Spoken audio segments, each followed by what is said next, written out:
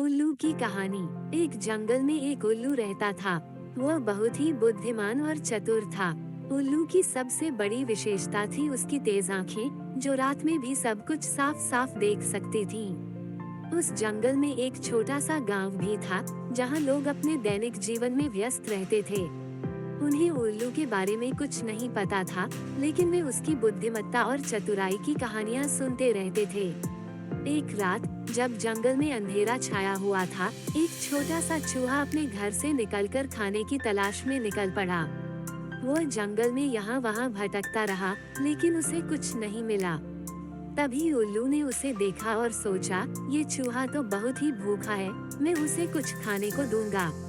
उल्लू ने चूहे को अपने पास बुलाया और कहा, चूहे, तुम बहुत ही भूखे लगते हो, मैं तुम्हें कुछ खाने को दूंगा।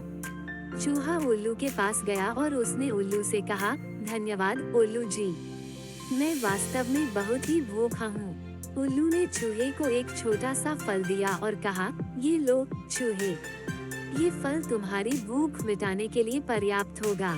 चूहा उस फल को खाने लगा और उसने उल्लू से कहा, उल्लू जी, ये फल बहुत ही स्वादिष्ट है।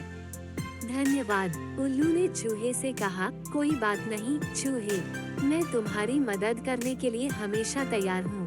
उस दिन के बाद से चूहा और उल्लू अच्छे दोस्त बन गए। वे अक्सर एक दूसरे से मिलते रहते थे और उल्लू चूहे को हमेशा कुछ न कुछ खाने को देता रहता था। उल्लू की बुद्धिमत्ता और चतुराई की कहानी पूरे जंगल में फैल गई और सभी जानवर उल्लू की प्रशंसा करने लगे। उल्लू ने साबित किया कि सच्ची दोस्ती और मदद करने की भावना कितनी महत्वपूर्ण है।